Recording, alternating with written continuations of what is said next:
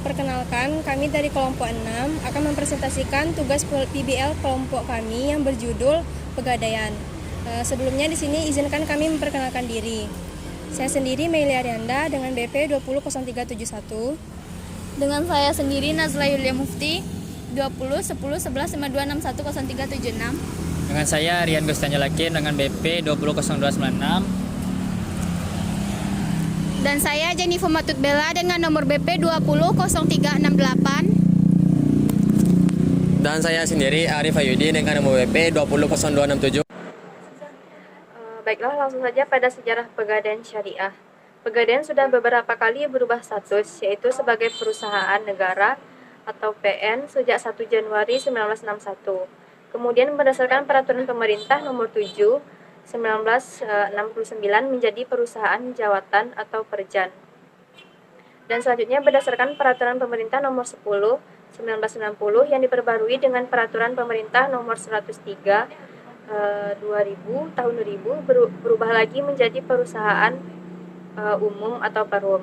Kemudian pada tahun 2011 perubahan status kembali terjadi, yakni dari perum menjadi perseroan yang telah ditetapkan dalam peraturan pemerintah atau PP nomor 51 tahun 2011 yang ditandatangani pada 13 Desember 2011. Namun demikian perubahan tersebut efektif setelah anggaran dasar diserahkan ke pejabat berwenang, yaitu pada 1 April 2012.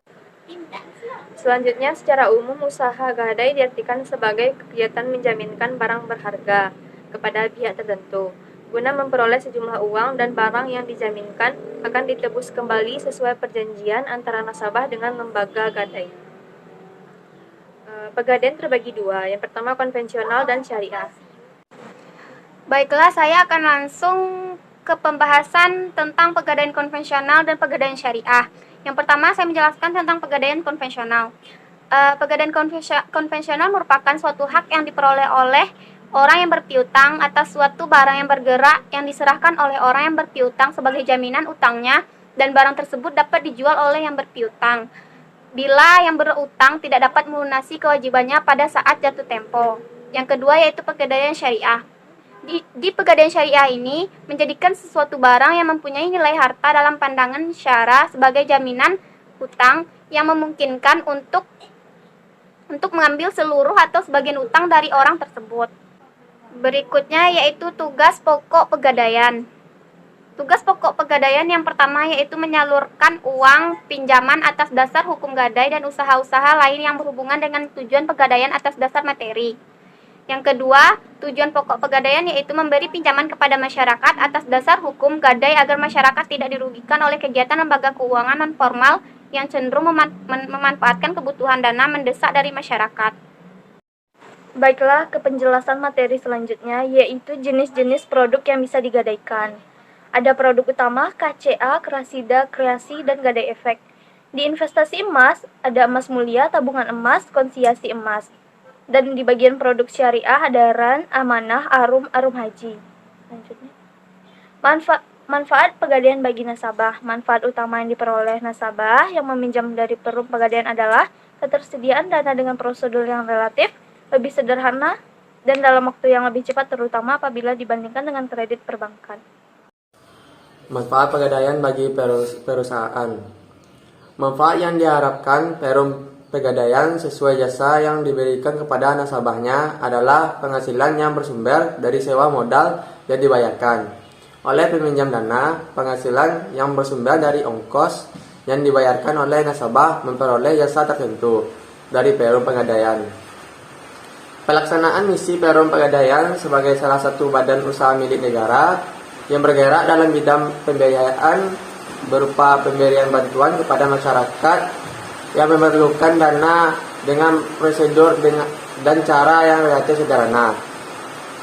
Berdasarkan peraturan pemerintah nomor 10 tahun 1960, laba yang diperoleh oleh perum pegadaian digunakan untuk dana pembangunan semesta 55%, cadangan umum 5%, cadangan tujuan 5%, dan dana sosial 20%.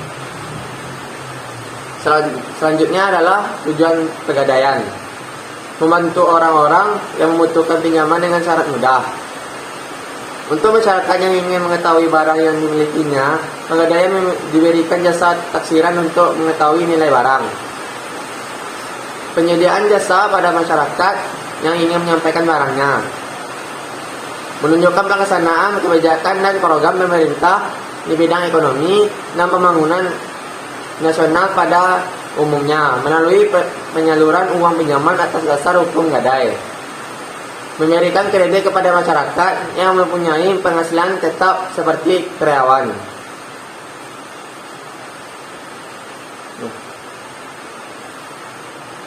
Keuntungan usaha gadai. Yang pertama, waktu yang relatif singkat untuk memperoleh uang, yaitu pada hari itu juga. Hal ini disebabkan prosedurnya yang tidak terbelit-belit. Yang kedua, persyaratan yang sangat sederhana sehingga memudahkan konsumen untuk memenuhinya. Yang ketiga, pihak pengadaian tidak mempermasalahkan uang tersebut digunakan untuk apa, jadi sesuai dengan kehendak nasabahnya. Selanjutnya yaitu sumber dana pengadaian. Untuk memenuhi kebutuhan dananya, Perum Pengadaian memiliki sumber-sumber dana sebagai berikut. Yang pertama, modal sendiri. Yang kedua, pernyataan modal pemerintah. Yang ketiga, pinjaman jangka pendek dari perbankan. Yang keempat, pinjaman jangka panjang yang berasal dari kredit lunak Bank Indonesia. Yang kelima, dari masyarakat melalui penerbitan obligasi. Nah, itu saja hasil presentasi dari kami. Jika ada salah kata, mohon maaf. Wassalamualaikum warahmatullahi wabarakatuh.